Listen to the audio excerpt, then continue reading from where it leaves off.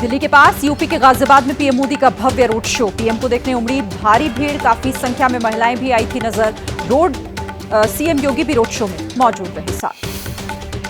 अजमेर की चुनावी सभा से कांग्रेस पर वार, बोले कांग्रेस के घोषणा पत्र में पूरी तरह मुस्लिम लीग की छाप दिखी। पीएम मोदी के वार पर कांग्रेस का पलटवार, जयराम रमेश बोले 1941 में श्यामा प्रसाद मुखर्जी थे मुस्लिम लीग के साथ। यूपी के सहारनपुर से पीएम मोदी की हुंकार, 4 जून 400 पार का नारा दिया, विपक्ष पर भी निशाना साधा, बोले भ्रष्टाचारी एकजुट होकर मोदी को धमकी दे रहे। पीएम मोदी का विपक्ष पर वार, बोले इंडिया गठबंधन की लड़ाई शक्ति के खिलाफ और हम शक्ति की उपासना करते हैं, कहा कांग्रेस के घोषणा पत्र में पूरी तरह से मुस्लिम लीग की छाप। सहारनपुर रैली को संबोधित करते हुए सीएम योगी ने पीएम मोदी को बताया दुनिया का सबसे लोकप्रिय नेता, कहा पूरे देश में एक ही आवाज आ रही है, फिर एक बार मोदी सरकार। लोकसभा चुनाव को लेकर जयपुर में कांग्रेस की बड़ी रैली, खरगे, सोनिया और प्रियंका गांधी भी शामिल हुई। जयपुर के मंच से कांग्रेस अध्यक्ष खरगे का पीएम मोदी पर प्रहार, मोदी की गारंटी को बताया ड्रामा, कहा मोदी की गारंटी मतलब नहीं देने की गारंटी। प्रियंका गांधी का बीजेपी पर वार, बोली चरम पर बेरोजगारी और महंगाई, लेकिन सिर्फ 400 पार की हो रही है बात।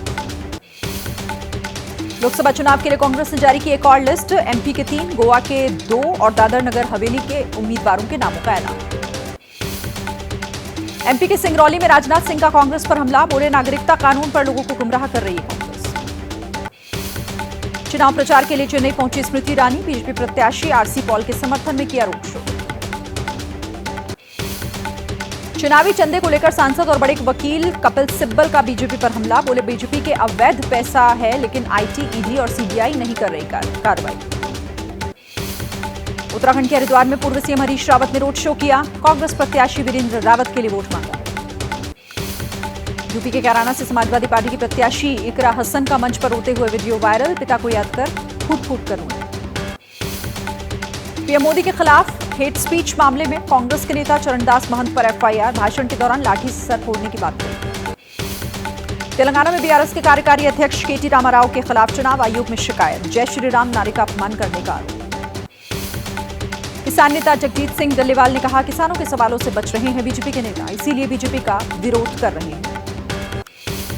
राजस्थान के पूर्व सीएम अशोक गहलोत के बेटे की जीत के लिए मंदिर में गहलोत परिवार ने पूजा अर्चना की, जालौर से उम्मीदवार हैं वैभव गहलोत। पशुपति पारस की पार्टी में बवाल, कार्यकर्ताओं ने बैठक में पारस की बात मानने से इनकार किया, चिराग पासवान के उम्मीदवारों का विरोध करेंगे।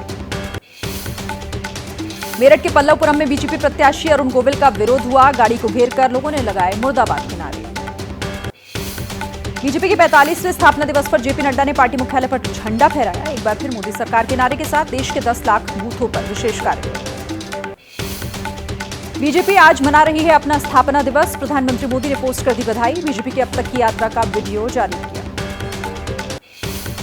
बीजेपी के स्थापना दिवस पर दिल्ली में निकाली गई बाइक रैली, करोल बाग इलाके में दिल्ली बीजेपी अध्यक्ष वीरेंद्र सचदेवा शामिल हुए। ऑस्ट्रेलिया के मेलबर्न में भी मनाया गया बीजेपी स्थापना दिवस, भारतीय मूल के कई लोग शामिल हुए।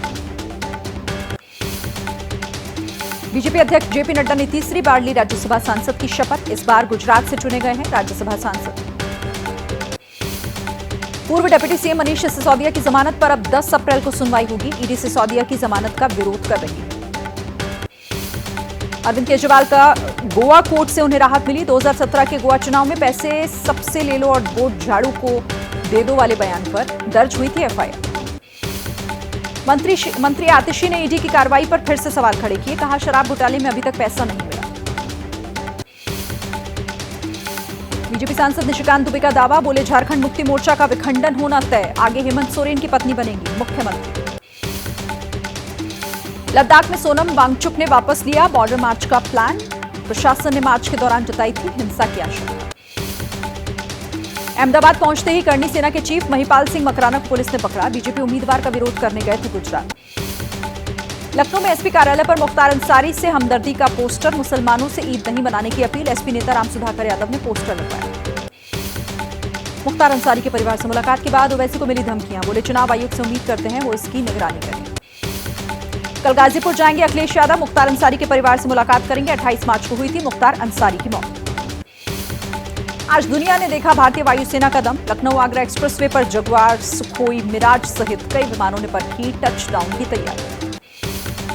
ओडिशा के अंगुल में एनटीपीसी प्लांट में लगी भयंकर आग। कोयले की लपटों से पूरा इलाका धुएं से भर गया। फायर ब्रिगेड की टीम ने कड़ी मेहनत के बाद आग पर काबू पाया। बेंगलुरु के मुधुरमा मंदिर महोत्सव के दौरान हुआ हादसा। 120 फीट ऊंचा रथ संतुलन बिगड़ने की वजह से जमीन पर गिरा, बाल बाल बचे गए। बंगाल में एनआईए की टीम पर हमला। पूर्वी मिदनापुर में विस्फोट की जांच के लिए गई थी टीम। भूपति नगर ब्लास्ट केस में एनआईए का एक्शन। पूर्वी मेदिनीपुर से टीएमसी के 2 लीडर गिरफ्तार किए। पश्चिम बंगाल के गवर्नर सीवी आनंद बोस ने एनआईए अधिकारियों पर हमले को बताया गंभीर। मामले को सख्ती से निपटने के आदेश दिए। सीएम ममता बनर्जी ने एनआईए की रेड पर सवाल उठाए। बोली, आधी रात को छापेमारी करने एनआईए की टीम क्यों गई? पूछा क्या उन्होंने पुलिस को बताया था।